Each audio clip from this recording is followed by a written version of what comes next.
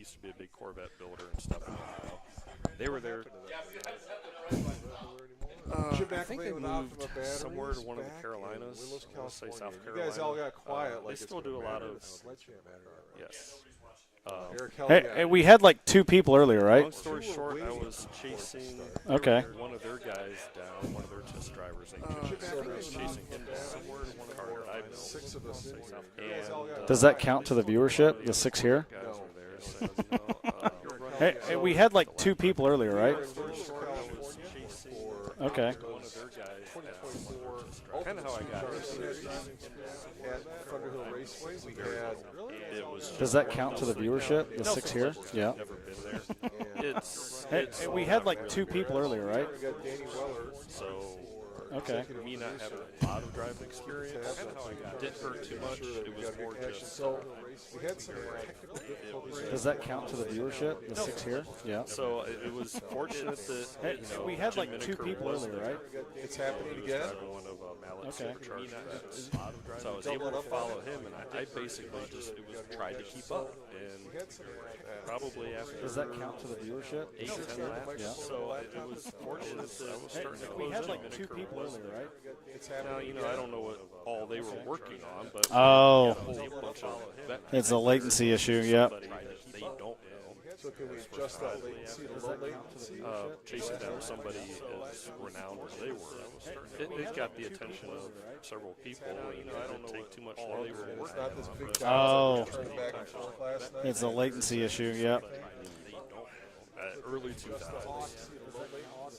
Chasing down somebody. Yeah, you and Eric were clear as day. 2000, maybe 2001, because shortly after that was when Oh, Attention. it's a latency issue. Yep. I turned into the Turn your stuff off. We tried for the record. Yeah, you and Eric were clear as day. not a lot, which is what made it, you know, really appealing to show up. Oh. What about reducing the Unfortunately, it wasn't mine. turn your stuff quality? Drop down to like a 480. Yeah, you and Eric were clear as day. Which is what made it, you know, Can't adjust the stream to 480. Oh. What about reducing the unfortunately, it wasn't mine. quality? Drop down to like a The 480. ability to write a Yeah, you check. and Eric were clear as day. No talent. $5 would give you more money than you can't adjust the stream to 480. I'd still want to drive What about So reducing the first guy that I drove with a Viper, quality? Drop he was down to like a supposed to be 480. ability to write an attorney. Again, I see bounce from attorney to attorney here, but he liked to do things kind What of about casually, reducing but the he also wanted maybe to that see would be it. cars that he owned. quality? And Drop down to like he a had a bunch of 480. others, right? An attorney. So I got wrapped into the Viper Challenge series, which was What about the video right there? because it was sort of Viper saying, "Hey, you want to challenge Maybe the that Vets, would we want be to it. challenge the Ferraris, the Porsches." So we Yeah, the video's around the country, perfect. basically inviting all kinds of other cars for challenge series going head to head with. What about the video right there? That was the first Viper saying, "Hey, you want to challenge Maybe the that Vets, would we be want to it. challenge So it was the track. So Yeah, the video's around the country, perfect. basically inviting all kinds of other cars for challenge series going head You're to head. watching What about the video right there? Yeah, the side of Danny Weller's head. Special guest. What happened? don't wreck it. Yeah. Yeah, the video's Was there a conversation about what Perfect. happened that you do? I've had people throw me. This is why we do that, you know. Pre live checks. And a lot of times, and if you're familiar What about a stream delay? and you know what he builds, you know what he does. And Larry and I There's a stream delay right above that. Would that do anything? had people some of the This is other why we do that, you know. Pre live checks. It's somebody that just bought a car, but they're not real familiar with how What about a stream delay? I'll show up and kind of get them through what he does. Scroll up just a little bit up from where you were just at. There was a stream delay I'm too. trying to avoid it. This is why we do that, you know. So Pre those of you that live know me, checks. I do tell the story of when What about a stream I delay? was doing kind kind of a race and a Scroll Honda. up. Just there's he's got the perfect curve on his hat.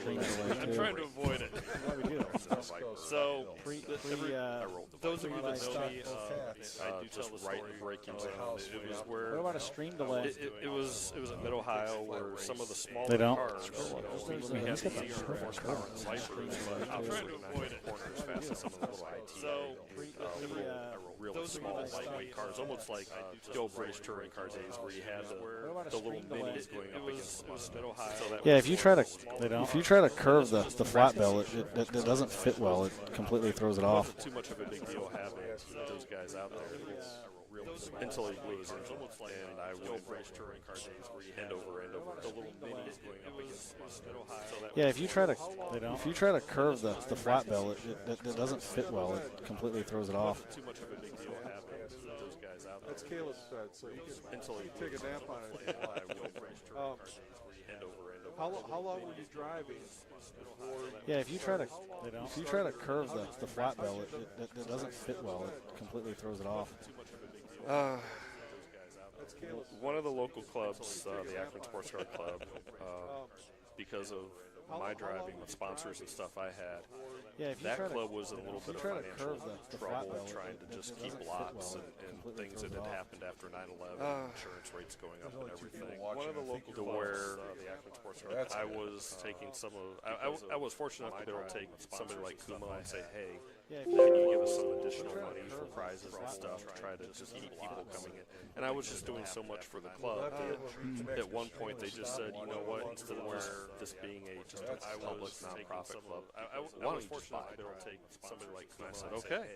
So once I became in charge of everything, it was sort of, and I was just doing so much. I was nervous about having somebody else because it was a business that I now own.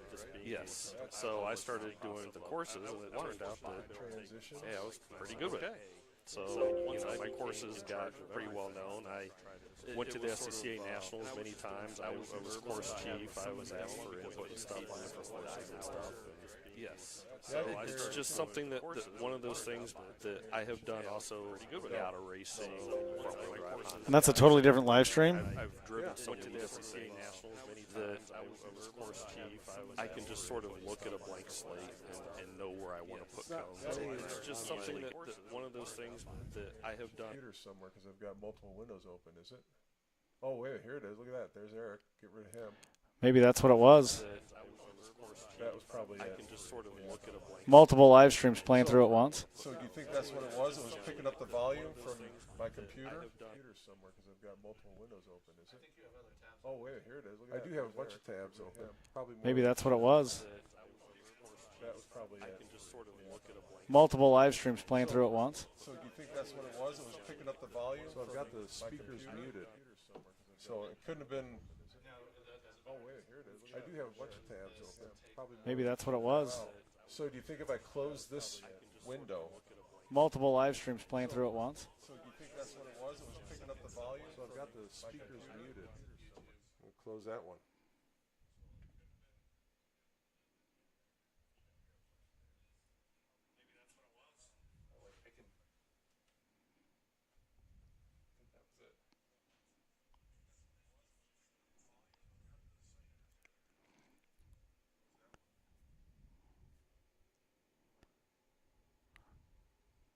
Testing.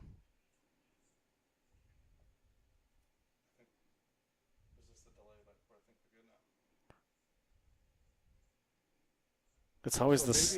Maybe it happened when we were transitioning from Eric because I popped up to see if I could read comments. Oh, Yep. Okay. sweet. So how do I see comments then?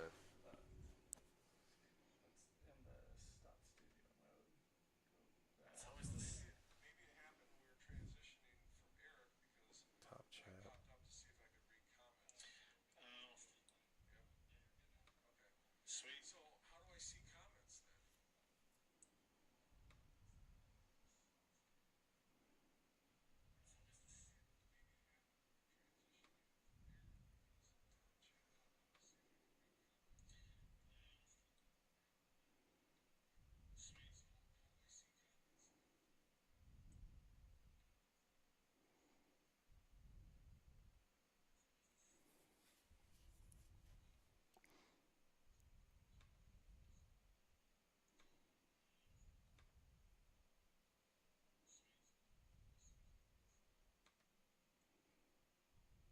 think the answer is in my camera bag, and it's my other. Go ahead and make a comment real quick and see if it pops in.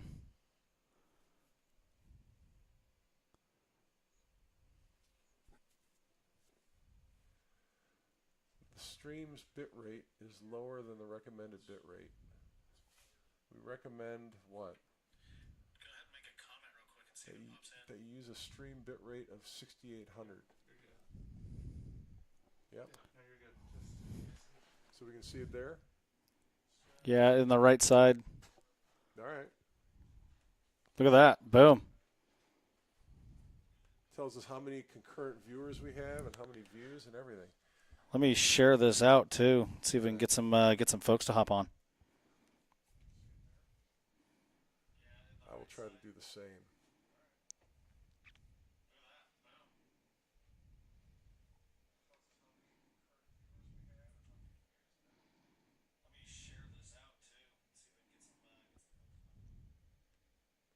Jason Trantham, anytime.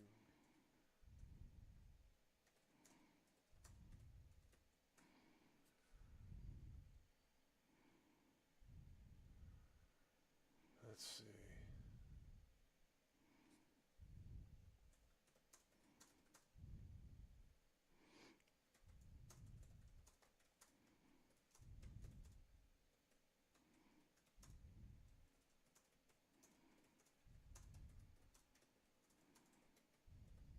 There we go. Posted.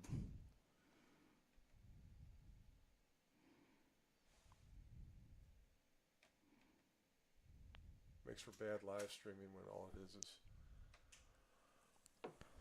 is just turning those lights off. Help? Yeah. Does it? Okay. Let me send this to the racing team. Okay.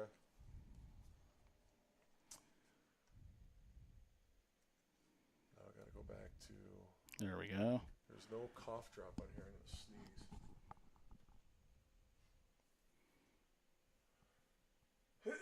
Bless you. Oh, that makes for a great live stream. I mean, this is as real as it gets. Yep. All the technical difficulties. Bless you, by the way. Thank you. You're welcome. There's Dave Schatz. Hey. Haley Weller. Hello. Thanks for tuning in. Let's get back to this. I know. Let's make things happen. Did you bring any operational speed supply stickers with you? I do have a whole bunch of stickers. We've got them in the hotel room. You always got to carry one with you just in case. Oh yeah, I didn't even think about that. There, I think. That's perfect. Yep. I got the hat on, so we can get a little advertising piece there. All right. My name is Jim McElvain. I work for Optima Batteries. You would expect that because I have the keys to the Optima Batteries YouTube channel. And we are out there with Optima Jim in Willows, California. And what are we, 13 minutes into this? Yeah, roughly 13. Took us about 10 to get it figured out. Yeah. For Optima's Ultimate Streetcar Series. And I have Joshua Jones with me, who is with Operational Speed Supply. Joshua, welcome. Thank you, Jim. It's good to be here. You're a new sponsor for the 2024 season of the series, and we'd like to know who you are and what Operational Speed Supply is and how you got involved in the series and why you're involved in the series. Okay. Well, Joshua Jones, president and founder of Operational Speed Supply, and I got my brother here, Braden. He is upstairs in the hotel room. He got in late last night, so he's taking a little bit of a nap. But him and I started this thing in tail end of COVID. Basically, we had about 10 million people ask us questions. Hey, what do I do to my car? Why did they ask you questions? Why were you the authority they went to? Well, I've been involved in racing since I was a little kid. My earliest childhood memory is with my dad. He had a 55 Chevy race car, drag car, big 15-inch wide slicks. Grew up in northern Utah, and he ran out in Salt Lake City. It was a pretty fast car, and I remember when I was about 2 years old, we got in the car. The neighborhood was under construction, and we went and did a couple passes down the street with construction crews watching. They thought it was the coolest thing ever. And so I've got pictures of me sitting on the hood of the car. I'm tiny. And ever since then, I've been hooked on something related to performance. And I started messing with bicycles when I was a kid. I had probably 8 different sprocket combinations for my bicycles to change gearing and modifying our lawnmowers. I'd ticked my dad off more than once, taking the governor off the lawnmower and putting a real throttle on it. And that kind of just moved forward. And when I was 17, I rebuilt the first motor in my truck that I had at the time, an old 91 Chevy. And it just kind of stuck from there. Been in the Army since 2003. Joined as soon as I possibly could. I think I was 17 years old in 5 days. You can get into the Army when you're 17, or do you enlist when you're 17? Yep. Is that what it is? I enlisted at 17. How young can you be when you decide to enlist? Well, your parents sign, they got to sign a medical waiver for you, but you can be 17 years old. Okay. So I came in as soon as I could, and eventually my career, I started out as an aviation mechanic and fixing helicopter turbine engines, which is kind of a cool deal. From there, I decided to make the leap and attended a course called Special Forces Assessment Selection. That course is a 23-day course that is designed to assess people for Special Forces training. It does not qualify you for anything. It's just to see if you have what they are like looking an for. aptitude test for Special Forces. It is. It's 23 days, and it includes aptitude tests. Took like the Minnesota personality test and IQ test, language aptitude tests, and things like that. And then there's the rest of it. The other 2.5 weeks is all physical. Everything from PT test for running or physical fitness test for running. What do you have to run for the Special Forces test? So those standards are not disclosed. You have no idea what you're supposed to do. You just got to do what you can. What you can. So what were you doing for a mile or 2 miles? Back then, and this was 15 years ago. I was at about a 13 flat 2 mile run. 13 flat, so 6.5. About 6.5 for a 2 mile run. Ruck marching, which is about 50 pounds-ish or so on your back. For that, I was what was I doing? 12-mile ruck was in about 2.5 hours or so. 2.5 hours. And so when you do like the ruck march, did you do anything else that day, or was it just that was one of the numerous events that were that day. And then there's a bunch of problem-solving, critical thinking type tasks that are all physical related. There's actually a really cool show on Discovery Channel. You can get on like one of the streaming services or whatever that talks about this particular course and all of the things that you go through. A lot of it, the physical critical thinking where you're just exhausted, 3 hours of sleep a night, and then you have to do critical thinking like here's a vehicle that only has 3 tires, get it 10 miles down the road to this other location. Okay. And so you figure out a way to make it move, right? Go through that, get selected, and then from there I moved on to the Special Forces Qualification course where I trained as an engineer. So I learned demolitions, I learned construction, all those things. So were you in Special Forces at any point? Yeah, I spent the last 15 years there. In what specific area? So I have my focus area was CENTCOM, which is the Middle East. But are you like in the Army Rangers? Yes, or, okay. Army Special Forces. Okay. So known as the Green Berets. Okay. So you're a Green Beret. Yes. All right. So that. Do you like being called a Green Beret, or is it kind of like you keep it on the down low? Well, I don't advertise it much. Right. Like Navy SEALs don't go around saying I'm a Navy SEAL. Right. Well, I mean, we give each other a hard time. Yeah. The running joke is, yeah, Danny's laughing. The running joke is you walk into a bar and you want to know who the Navy SEAL is, ask them. Yeah. They'll tell you. It's the running joke. Sounds like a CrossFit guy. Oh yeah, exactly. But no, it's something that I've struggled with because I'm not one to like the attention, but I've been told by business mentors and personal mentors and various people that you've got to share your story. It's a cool story. So, we had a gal working for us with Optimum batteries, not specifically on the Optimum account, but she wasn't Special Forces, but she was a Marine. We all thought it was pretty cool that she was a Marine. Oh yeah. So yeah, I would at least put it. It's in your link. Is there Green Beret mentioned somewhere in your LinkedIn profile? It is. It's mentioned in there. Because hey, I put is. MBA in my LinkedIn. What was your position? Center was my position. Yeah. Yeah. So no, why not? And so getting to, I got my first duty station after the school was Fort Campbell, Kentucky, and my unit had a long relationship with Mike Johnson from Evolution Performance Driving School, doing a military-based. Junior Johnson? Yep, Mike Junior Johnson, doing a military-based version of their Phase 1. Was he military? No, he wasn't.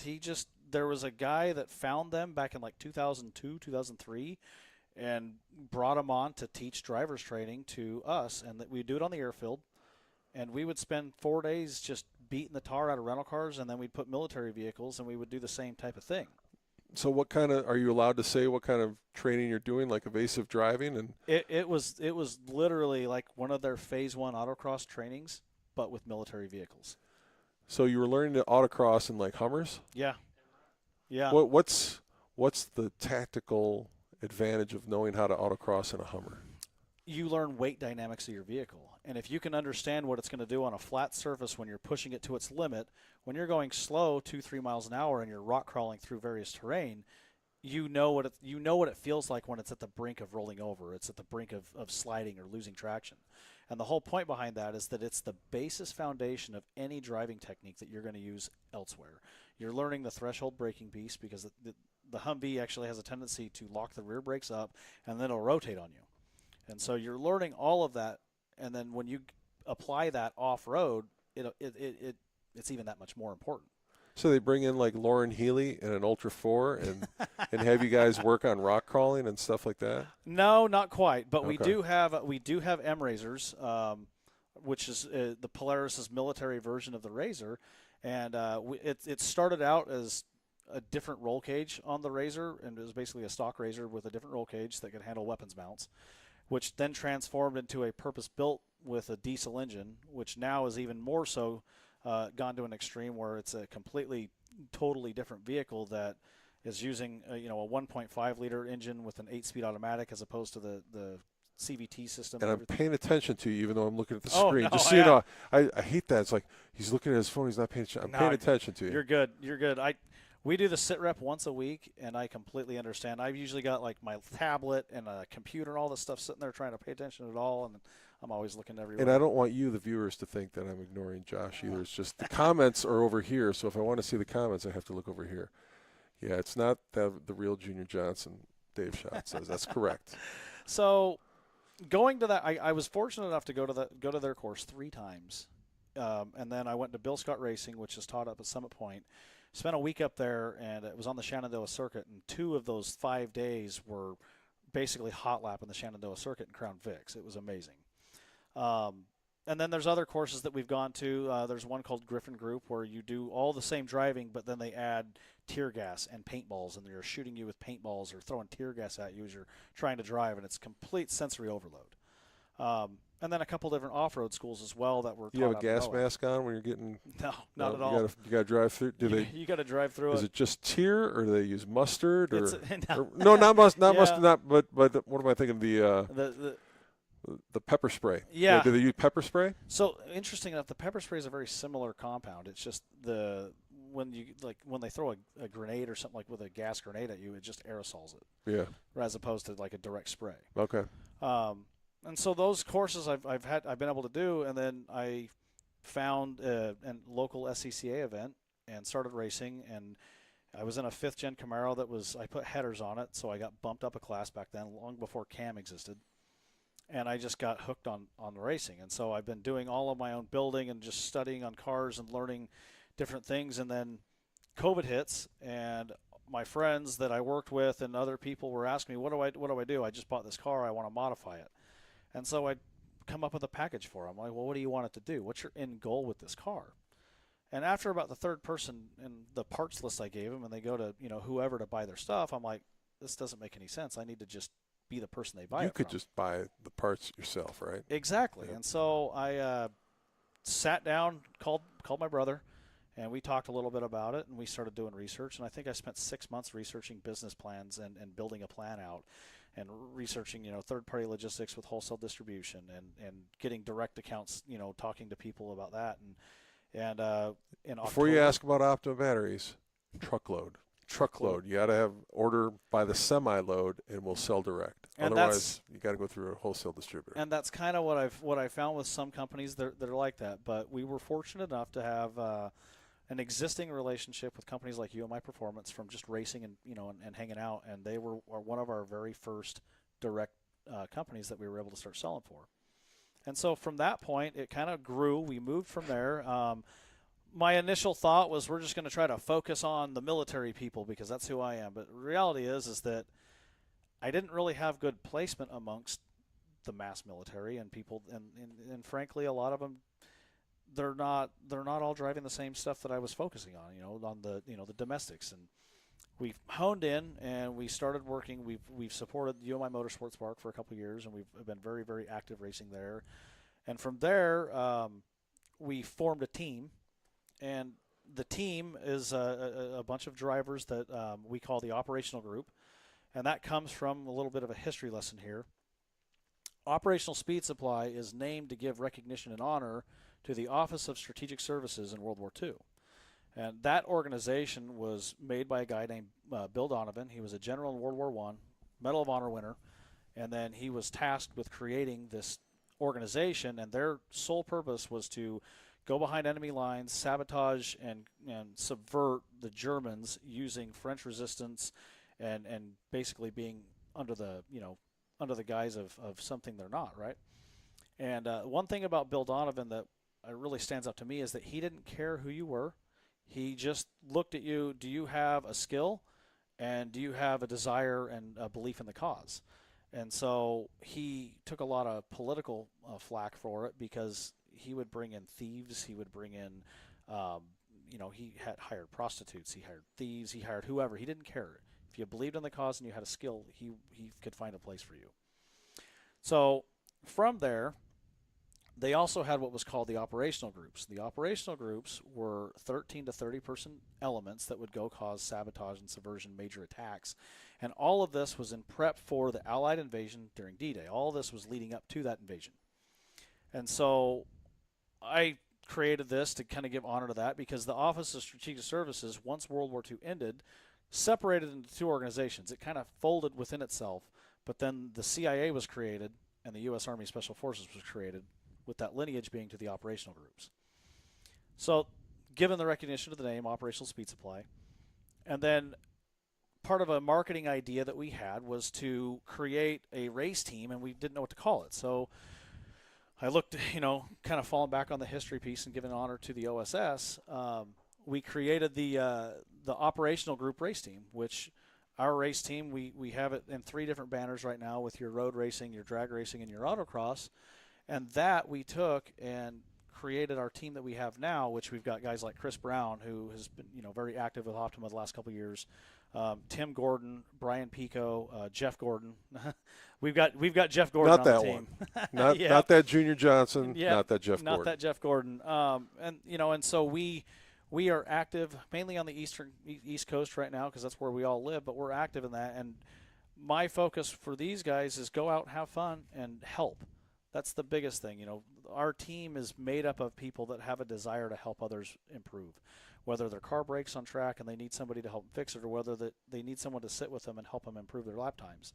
And that's been the biggest focus. It's all a character-based thing. We want to have people that are truly there to be stewards of the sport and help grow the sport. So where can people go to find Operational Speed Supply online? OSSparts.com is our website, and then we are active on Facebook, Instagram, and YouTube. We got a weekly podcast we call the Sit Rep. It's every Monday night at 7. And this Monday we're going to be doing a recap for this weekend. But we've had guests on board. Jimmy's been on board as a guest. We've had Ryan Kirkwood from UMI. Tony Watley, who founder of LS1 Tech, has been on board. Chris King from Viking has been on. And we talk industry news. Tony Watley's 9-ball. Yeah. For those who remember LS1 Tech. 9-ball. Yeah. And so we do that, and we talk different parts of the industry and have different people on. So it's an awesome podcast. We've got it on Spotify now as well, too. So. Excellent. Well, thank you for stopping by. We're going to move on to the next guest. Danny, are you going to continue to do the I have a question from a viewer. Question from a viewer. Can we talk about racing now? Great history lesson going on. Who said that? They personally texted me. Oh, they personally texted you? That's funny. No. Okay, great. Well, we're going to talk about racing tomorrow in probably Sunday, because we'll have Josh back on this weekend as we're doing the live stream coverage from the Classic Car Liquidators Autocross and the Peak Performance Challenge, and a little bit from the Falcon Tire Road Course Time Trial as well. So, Josh, thank you for stopping Jim, by. thanks for having me on. Enjoy your evening. We'll see you this weekend. Okay. Jason, here we go. Into the hot seat. We can if you want to. Somebody just asked if we could talk about racing.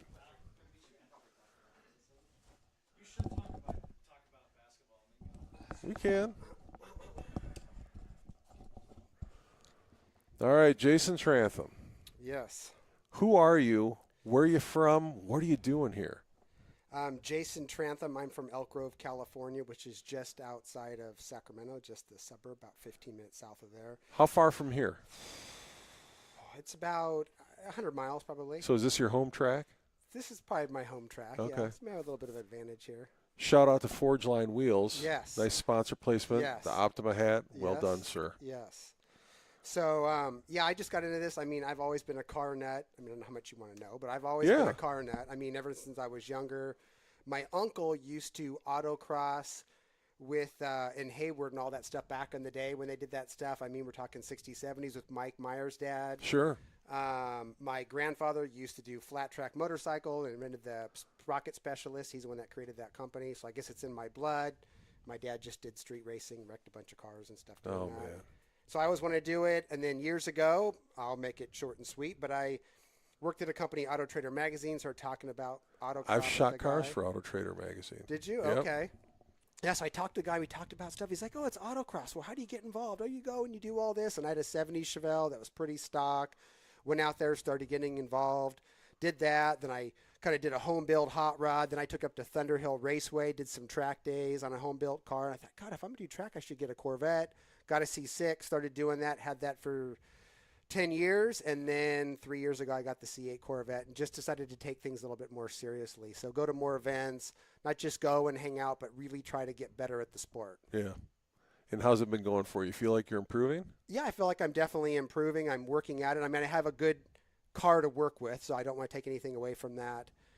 The car works really well and just work really hard. I try to, get mentored by people that have been around. So in autocross world, it's Monty Pack. Track, I'm friends with John How's Monty Lawrence. doing? He ran in the Ultimate Streetcar Invitational several years ago. Yeah, Monty's great. I mean, when we go to Crow's Landing, I think Kyle was with me before, and it's just good when he walks the course and just, Monty, can I just walk with you? I just want to see what you're looking at and pick up on their wisdom. And so I'm trying to mentor that with Kyle Nemechek in the sketchy vet car to kind of say, dude, I said, Are you running this weekend, Kyle? He All right, is. you're up next then. Yeah, so I said if I can take what I've learned in all these years and kind of download that into a mental USB drive and give it to you, and what I've learned, mistakes, what I've taken along the way, then that's what I want to do. Interesting story about Monty. He qualified for the OUSCI one year in a Porsche, sold it, and then had another Porsche and wanted to bring it in. We're like, you can't do it. You got to qualify that car again. And oh, gosh. so he missed out that one year. Monty is a character. So I went autocross. I don't know if people know, there's a place called Crow's Landing, which is out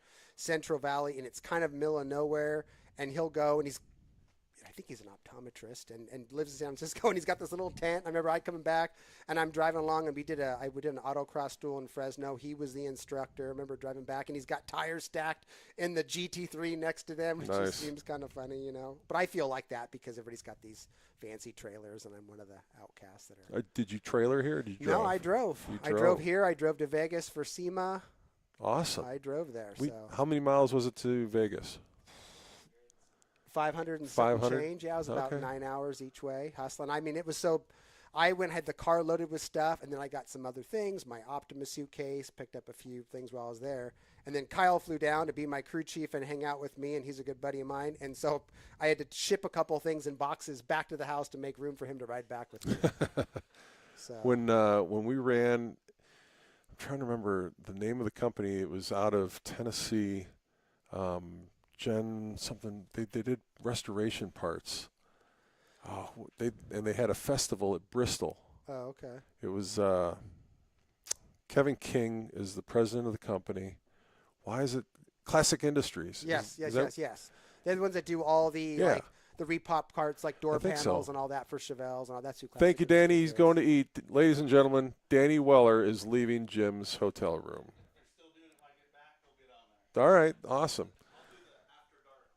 After Dark with Danny Weller. Coming up after he gets done eating dinner tonight. But one thing I do want to share with you, Yeah. Joe, just I didn't mean to interrupt No, go you, ahead. but just for people that are out there listening or you're thinking about doing this, and it was a few years back, I remember Martha Gregory. I autographed her with Good Guys, and I was like, God, She's got I the want to best do that pickup someday. truck.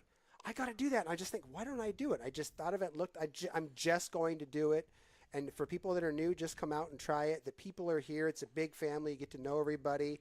And people are happy to help. You've got questions with your car. What tire pressure should I run? And so And it is a family, isn't it? It's a great, yes. I had dinner with some folks the other night where they talked about some of the time attack events that they've gone to, not calling out a specific series, but it's a different, they described it as a different atmosphere where it's like, podiatrists trying to like be out cooling the investment advisor guys who are all just going back to their normal 9-to-5 white collar jobs, but nobody will talk to each other.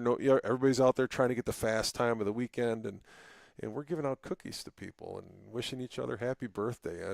And we are competing. We want to win, but yet there's still this element that, man, I'm going to help you. I don't care if you're in my same class. I'm going to go and give you some advice or tips, and that's what I like about it. And then getting the invite to SEMA last year was great, and then I feel like I'm part of this elite club. So that was an even more exciting thing for me to be a part of. So I'm putting the mic closer. I think the problem that I'm having with my microphone that people keep asking me about is I've got a huge watermelon head, and these headsets are made for people with normal size heads. Average people. In order to keep it, I only get the audio in my left ear. In order to keep it over my left ear, the microphone's further back, and I've got, they're not in here, they're in the car. I've got like big watermelon head sunglasses. They call them Detour, but it's for guys with fat heads like me.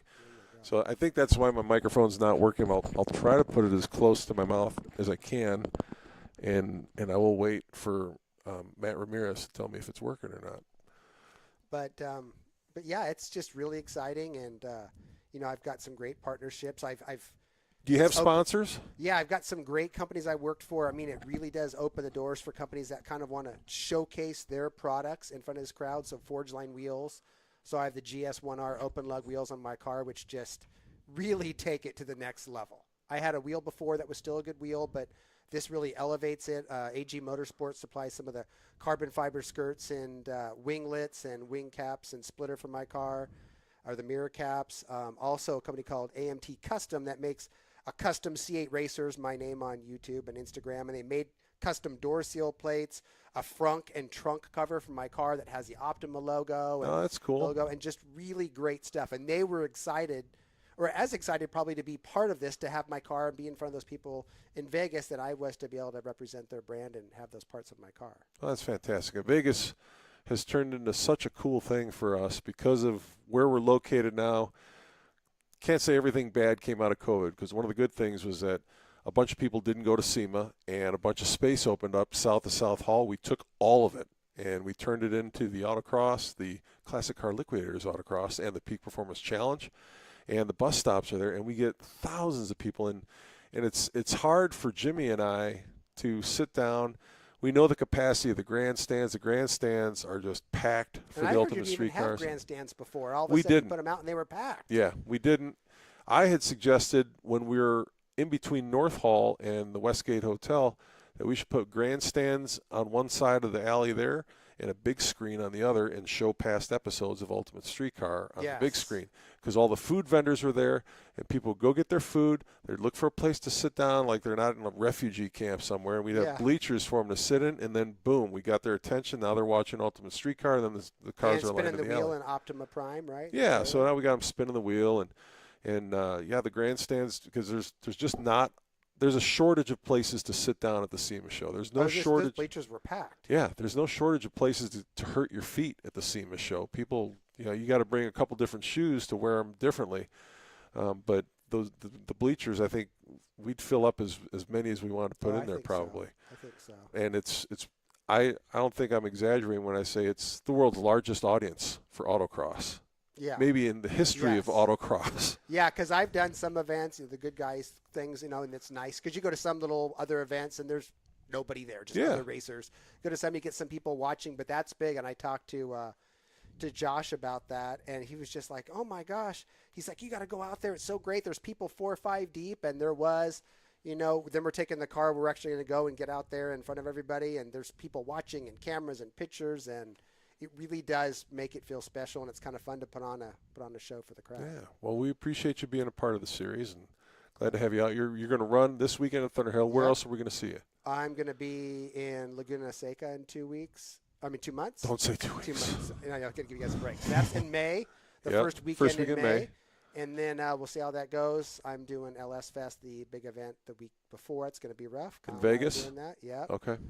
And that was because I went a couple years ago and watched. He went and raced there last year, and he goes, dude, I think you do really good there. You should probably go. Yeah, why not? And then we'll see about Portland. Okay. Yeah, Portland, for those who are competitors in the series, I'll say the geographic extremities, Portland and Sebring, are good points events. Yes. Because they can't draw from a radius when you're no offense to the Canadians, nobody's coming down from up north except maybe 1 or 2 guys, and nobody's coming from the Atlantic Ocean or Pacific Ocean, and nobody's coming from the Atlantic when we go to Sebring or the Gulf of Mexico. So if you're looking for points, those are generally the 2 good events to go to. Laguna Seca, not so much. Even though you can't draw from the Pacific Ocean, it's Laguna Seca. Laguna Seca had some tough competitors. I mean, a guy came from in the truck, the Nissan from New Jersey. Yeah, Stephen Dorick. Yeah. And he was running last weekend. He at the last second decided to come down and just wrecked the weekend for Lars Ekberg and Henry Cron. Even though Henry broke, Tyler Hawker was supposed to be there, and he's got a GMC, I think, but he couldn't make it for some reason. Then Henry broke, and Lars was going to get it in the Lightning, and then Steven showed up and just put a whooping on him a little bit. But that's what he does in that truck. It's a phenomenal truck, and he's a tough competitor. Yeah, we're happy to have him down there. So we'll probably see you this weekend, and then we'll see you at Laguna Seca for sure and see how it goes in the points. But I thank you for stopping by. Yep. Enjoy your evening at the Motel 8, right? You're got it. Not Super the 8, 6. Super 8, oh, you're the Super 8. Super 8. Yeah. Not just Motel Way 6, better than Motel 6. It's 2 better. Sure. Exactly. Yeah, okay. All right, next up. Thanks for your time. Thank you. We got Kyle Nemechek. No relation, right? No. Do people ask you, right, about Joe? Yeah. I think Joe was racing at Sebring last weekend. Oh, no way. I'm not positive, but I know he races HSR, and I've gone down to Sebring for the vintage races down there, and Joe's racing. He's out there. Bill Elliott races, and Bill Elliott races a sweet, like, 69 or 70 Mustang, like an old, Trans Am car, and he's fast. Oh, I bet. And it's a gorgeous car, gorgeous car. You never know who's going to pop up. Like, I think it was Greg Pickett walked in today. Do you guys know who Greg Pickett is? I'm not familiar. Muscle Milk. Okay.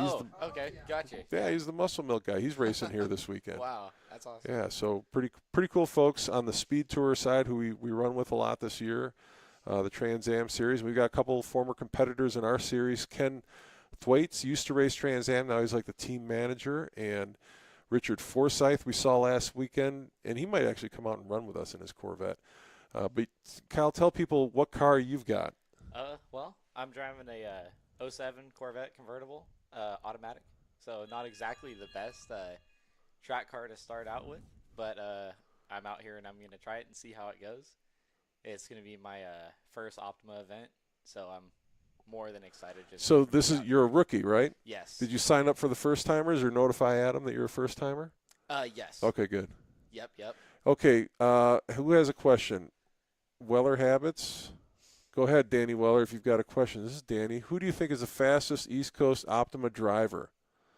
Ooh. Who do I think is the fastest East Coast Optima driver? That's a good question. Because I don't know how you define East Coast. How would you define East Coast? I mean, I guess, like... Yeah, how far west can you go? Yeah, exactly. I don't know if that's like a halfway over deal or what. Oh, Ray Ellsworth in the Viper? Okay, so here's what I'll say. I'm trying to remember his name. There's another Viper guy who runs with us when we go to NOLA. But he only runs with us at NOLA, and he's really fast because that's his home track. Oh, okay. And his dad founded Popeye's Chicken. and he's super fast on that track. I don't know if he's that fast at every other track, and his name escapes me, and I don't want to mess with my computer at this point.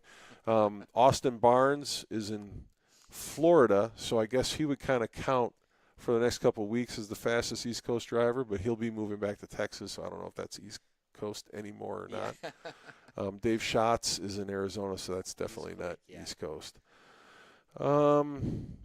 Jamie Elliott is pretty fast. He's in Ohio. Ryan Matthews. Yeah, in North Carolina. He's probably the fastest on the East Coast, I would say. Yeah. Check your comments. Is there anything, Matt? I'm not a racer. Yeah. So, yeah, I think that's fast. So, you've got a Corvette. Yep. And it's a convertible? Yes, sir. You have a roll bar in it? I sure do. Okay, yeah, you need that for the convertibles in the series. Pulled a all-nighter to get that installed last minute. minute. You just had that put in? Oh, yeah. Okay. Me and Jason installed it in my garage. Okay. And got a awesome cage from RPM Roll Bars. So. Do you have any sponsors? Yes, RPM Roll Bars. All right. That's the only one you got so far? RPM, not that that's bad or wrong. Got two. Okay. Got and Bling Sauce Platinum, keeping our cars shiny. Oh. All right. Well, good. Maybe more to come. Yeah, hopefully. That's, it's unusual, this series, because of the visibility on MotorTrend.com and Hot Rod Magazine and all the different Bang Shift and Pro Touring. It gets a lot of views. Facebook, I'm not going to name the series. It has a similar follower count to Ultimate Streetcar Association on Facebook. Okay. But when we put stuff out there, especially our race results, and they put theirs out, they get like a couple hundred, and we get like 5,000 likes. And that's a little better. Yeah, and so what I've started doing this year is I've started sharing, and we put a little money behind it just to make sure that targeted enthusiasts get it. Yeah. So a little goes a long way, and I talk about ratings with the TV series, and I've followed it for a long time. We're on MAV TV, which I think is a great home for motorsports, but unfortunately they don't have the penetration into the households that you'd like a Fox Sports 1 or ESPN. And then last year we went over to CBS Sports, which has a lot more households than MAV TV, but the lead-ins aren't necessarily motorsports, and even though they have more households, they don't have enough on enough major carriers to get ratings. And then even if you got onto ESPN and you have ratings, it's an estimate. And it's not like a for sure. Yeah, so I follow Big East basketball ratings on X, Twitter, and they just posted like the biggest ratings of the year, and it was like the best games were like just over 1 million, right? And a lot of them were like 80,000, and the stuff that we put on Facebook is like 500,000-600,000 without, Oh yeah, not even awesome. Yeah, it's not even an issue. So it's good visibility. We're happy to have you in the series. We hope you have a lot of fun. Are you in the GTS class? Yes, sir. Okay, so you're over 3,200 pounds. Yep. All right. I would tell you, if I could give you any kind of advice, I try to give this to all first timers, especially as it relates to the Winrock Speed Shop Design Engineering Challenge. Mm-hmm. Don't get in line right away, but go over and listen to the presentations that other people give. Okay. And you'll see a variety of ways that they do it. Some people have notes on their phone. Some people have notes in their hand, and they hand out flyers. I don't know if you have to do that to judges. You kind of want the judges not to look at a sheet of paper. You want them to pay attention to your vehicle. Yeah. But it's personal preferences. Some people, maybe they like it that way. But watch seasoned, experienced people do it first before you get in line. And then if you go to driveoptima.com, when you go into the standings and the results, have you been to that section yet? No, I haven't. Okay, I'm surprised at how many people haven't gone into that section. It's quite robust. I'll show you a quick peek at it right here. Okay, for sure. You can see everybody that's registered for all the events all season long. You can see all the results by class. Oh, actually, I think I did take a look at this a while ago because I was checking out the roster to see what other cars are going to be out there and stuff. So. All right, now let me try to get back to my comments. There we go. Yeah, Schatz has the new Camaro 1LE record for Sebring. He probably does. And Dayton is probably fastest in MX-5. Dayton is a fast driver. I don't know if he's East Coast because he's in New Orleans. But go over there. They have the different sections that the design engineering judges will evaluate your car on. And it's best to go in that order. Right. and you get 4 minutes. Okay. And all those sections are worth the same. So a lot of guys like don't have enough time left to go to the trunk, and they skip it. And your car is probably pretty close to stock, right? Yeah. So you might not need 40 seconds. Exactly. Like, I mean, it's got like a wide body kit. Yeah. And like a roll cage, engine stock, a couple like ground effects, but it's just minor stuff. You know? Yeah, that's all right. Yeah. We're happy to have you out here, and we want you to have a great time with the series. Yeah. So that would be my advice in the Winrock Speed Shop Design Engineering Challenge. Have you walked the autocross course? We walked part of it and then got rained out. Who'd you walk with? This guy right here. Okay, you walked with Jason. Yes, sir. I would recommend, whenever possible, walk with the fastest guys if they'll allow it. And yeah. yeah. Well. Yeah, that's we'll find out if he was doing it tomorrow, won't we? Not that you're the slowest, Jason, but yeah, walk with experienced people. It's good that you walk with Jason, and try to understand what their thoughts are, especially if it's people with similar vehicles. And even though you're maybe competing against somebody in the GTS class, they'll help. Exactly. Jason's helped me the whole way through. So. Everybody wants to beat everybody on the track, but they want to beat you when you're at your best. Exactly. And so they don't want to beat you because you're sitting on the trailer. They don't want to beat you because you don't know the best line. Right. They that's the fun of it. It's not as much fun. I know. In college basketball, I used to beat. I call them paper pummel teams. At the early season non-conference schedule, you play a bunch of these weak teams to build confidence and get your feet under you. And it's not as much fun beating them as it is beating a ranked team on the road. So you want to beat the ranked teams on the road. You want to beat the top dogs here. And what's your background for competitive motorsports outside of this series? So outside of this series, I've done LS Fest before, Good Guys Autocrosses, and then a couple other miscellaneous autocross events. But the road course is kind of like a new thing to me. You never been on a road course before, or just LS Fest? Just LS Fest. Okay. Yeah. What'd you think of the road course there? It was awesome. Yeah, it's great. It was isn't a great time. So are you just running this one, or are you going to go to other ones? So I got no. So we're doing a couple more. Ideally 2 more, but. So we'll have Laguna Seca and then hopefully Oregon. Okay. So. And did you drive here as well? Yes, sir. How many miles? Oh, not that far. It's like an hour and 40-minute drive. Oh, that's maybe. not bad at all. But you From did Sacramento. drive. That's pretty cool. Yeah, and then drove to Vegas last year with actually no. Flew out here with him for SEMA, but for last LS Fest I drove out there too. So I didn't ask Jason. I don't want to jinx you, but what's the contingency if the car breaks on getting it home? You got to work on Monday? I sure do. Yeah. Where do you work? I'm in a local 447 union and I do pipe fitting. Awesome. Yeah. So if car breaks down, we'll go from there. All right. That doesn't sound like a very well thought out plan, but let's just hope it doesn't break. Most of them don't. I got an expert crew with me. Yeah, you're going to have a lot of friends that you've never met before that'll try to do everything they can to get you running and get you back home.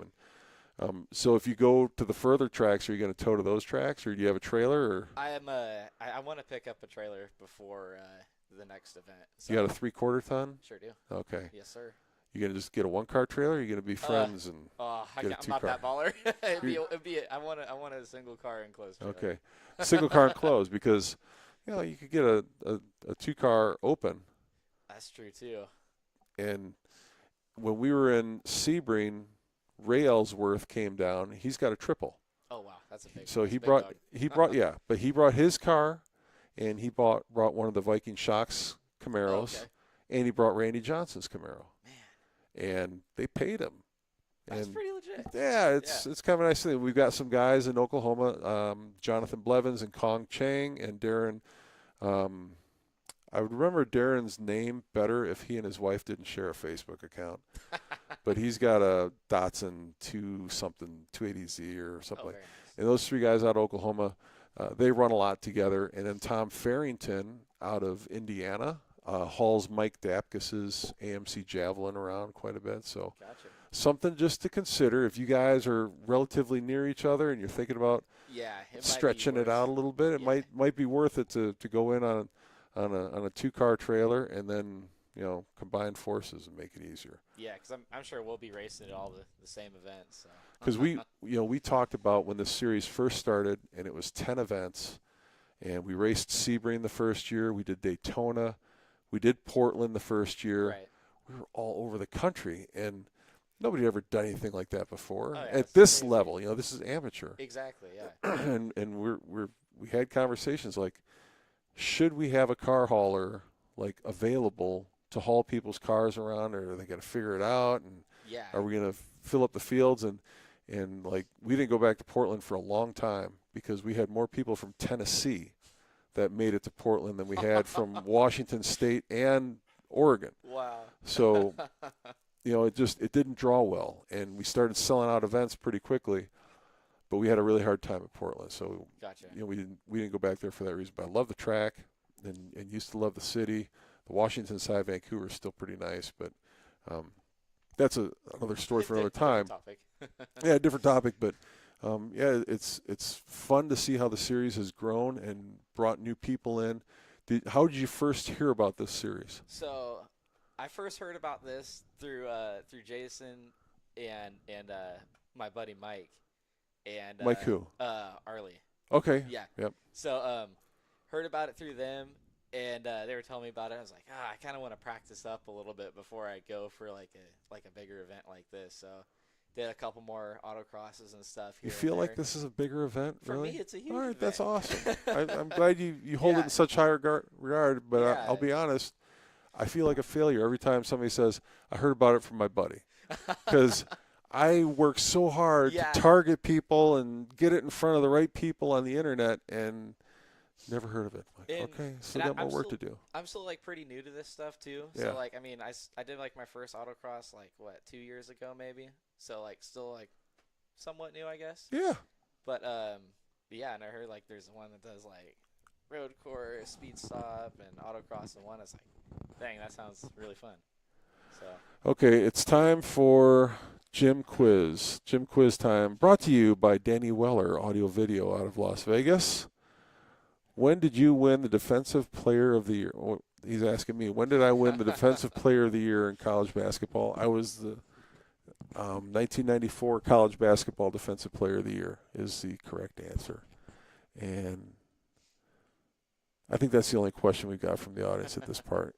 Yep. What do you think is yep, East Coast driver? That's Danny Weller filling the comments in there. So you also are allowed to ride right seat. Do you plan on doing that tomorrow on the Falcon, or this weekend on the Falcon Tire Road Course time trial? I might take a lap with this guy if he lets me. Okay. Just to kind of feel out like the lines of the track and stuff. Here's something else So- I might suggest to you. Okay, I'm all ears. Do you know who Duke Langley is? Oh yeah. All right. I don't know if Duke is hanging around for the weekend. Yeah. But go find him and talk to him and see if you can talk him into hanging around Oh, and boy, yeah. and maybe ride in right seat with you. Oh, And yeah. do a little instructing, because Duke Oh, that guy knows can his drive. way around a racetrack very fast. He's in that short list of fastest drivers on the West Coast, Yeah, for sure. I've seen a bunch of clips and also like watching him race in like Vegas and stuff. I'm like, Yeah. dude, that dude's like inhumanly fast. Duke's fantastic. And okay, fastest East Coast racer. We just had him last weekend, and I didn't think of him right away because he broke. Justin Peachy might be the fastest dude in the whole country in a C6 Corvette. Beat Cletus McFarland on his home track. I watched that. Yeah. Yep. He and the reason he could be the fastest driver, and Danny and Josh and I were talking about it at dinner last night. He went out and won all the fests. He won LS Fest. He won Mo Party, and he won the Intergalactic Ford Festival, or whatever they Wow. call that, in 3 different cars. So the Triple Dude can Crown. drive. Yeah, he's dude knows how to drive. Justin Peachy, and not that they're held together with baling wire and bubble gum, but they're Justin Peachy and Duke Langley are not like mega dollar guys. You know, they're not high buck racers. Right. And their cars, I wouldn't say are on the verge of breaking all the time, Yeah. but they're not bulletproof. You know, they got to work to keep them on the track. Every time Duke gets up and talks about his win, it's like an ordeal for him to get through a weekend with his car. That's my son. For anybody who's wondering, their team lost in the playoffs. Girls high school basketball in Wisconsin. It's a bummer, but he's moving on. He's got a job as a college coach next season, so he's pumped about that. I'm pumped about that. That's awesome. Yeah. So are you married? No. No. How old are you? 24. 24. Yeah. Oh man. You got a girlfriend that wants to get married? She does, yeah. Oh boy, let's spend the money now, Yeah. son. Let me tell you, spend it now while you can, because life's gonna get more expensive. Yeah. So We just moved in together, so 8 years together. All right. Yep, cohabitating. That's yeah. Try to get the fun in now. Not that it's horrible. I love being married. I got 6 kids, and it's great. Yeah. And my wife is very accommodating. She's got her thing. Does your wife have her? Or your girlfriend have her thing? Yeah, we got our own separate. What's things. her thing? Okay, so she's a gymnastics instructor, right? Okay. So she loves working with kids and stuff like that. She's not spending money on that. She's making money on that. Exactly. What does she like? What's her thing that she likes to spend money on? That's what you've got to figure out. You got to figure out her love languages first. Right. This is crazy, right? So she doesn't really buy much. She's 10 times better with her money than I am with mine. So you're in trouble. I know. I'm in trouble. You're in trouble. Your racing career is in trouble. Yeah. Because my wife likes horses. Oh yeah. So we kind of have this thing in the house where she can have as many horses as I have boats. Gotcha. So I like boats. I like cars too. I got a bunch of cars, but if your wife is into something that she likes to spend money on, it motivates both of you to try to figure out how to have the money to spend on the stuff that you like, and you don't feel bad about spending money on cars when she's spending money on her stuff. That's exactly, because sometimes I'll get an order in the mail or whatever, and she's like, "Oh, what's that?" I'm like, "Oh, that's nothing. None of your concern, right?" Yeah.